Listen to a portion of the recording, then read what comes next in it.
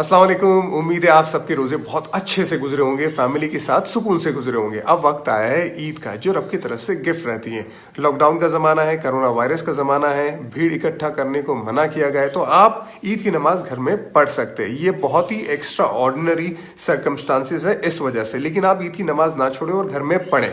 इस्लाम के 4 school of thought से अगर जो भी स्कूल ऑफ थॉट्स के हिसाब से अगर आप घर में ईद की नमाज और खुतबा नहीं पढ़ सकते, ये अलग बात है। ये वीडियो उन लोगों के लिए जिनको घर में ईद की नमाज पढ़नी है। बहुत सिंपल है। ईद की नमाज और जो बाकी की नमाजें रहती है उसमें सिर्फ इतना फर्क रहता है कि ईद की नमाज में 6 जायद तकबीरें रहती है। आपने ईद की नमाज की नीयत बांधी, आपने सना पढ़ी, सना पढ़ने के बाद आपको अपने हाथ कान की तरफ ले जाने, अल्लाह अकबर कहना है, हाथ छोड़ देने।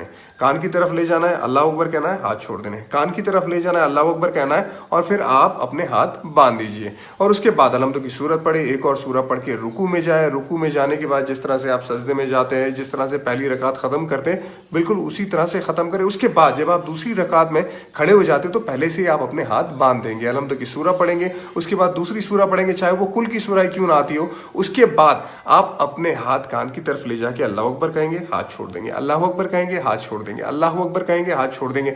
चौथी मरतबा जब आप अल्लाह अकबर कहेंगे तब आप सीधा रुकू में जाएंगे। रुकू में जाने के बाद, खड़े होने के बाद, जिस तरह से आप सजदे में जाके जिस तरह से आप अपनी बाकी नमाजें खत्म करते हैं, बिल्कुल उसी तरह नमाज खत्म करके सलाम फिराएंगे। ये आपकी ईद की नमाज हो गई। उसके बाद खुतबे की बात आती है। देखिए, खुतबा जुमा की नमाज में नमाज से पहले होता है और ईद की नमाज में नमाज के बाद होता है। बहुत सिंपल, अगर आपको खुतबा पढ़ना है तो बहुत सिंपल मैं खुतबा आपको बताऊंगा। आप खड़े हो जाए, उसके बाद आप तकबीर पढ़े, अल्लाहु अकबर, ला इलाहा इल्लल्लाहु वल्लाहु अकबर वलिल्लाहिल हम्द। ये पढ़ लिया आपने, उसके बाद अलहम्दुलिल्लाह की सूरत पढ़ी, उसके बाद आप बैठ गए। ये आपका पहला खुतबा खत्म। थोड़ी देर के बाद आप खड़े हो जाइए, उसके बाद फिर तकबीर पढ़े, अल्लाहु अकबर। उसके बाद आप कोई भी एक दुरूद शरीफ, जो भी दुरूद शरीफ आपको आता है वो पढ़े। उसके बाद रब्बना आतिना फिद दुनिया हसनतन व फिल आखिरति हसनतन व क़िना अज़ाबन्नार पढ़े। ये आपका दूसरा खुतबा भी हो गया। इसी तरह से आप ईद की नमाज भी घर में पढ़ सकते हो और खुतबा भी, और सवाब भी पूरी तरह से कमा सकते हैं। ईद मुबारक आप सबको।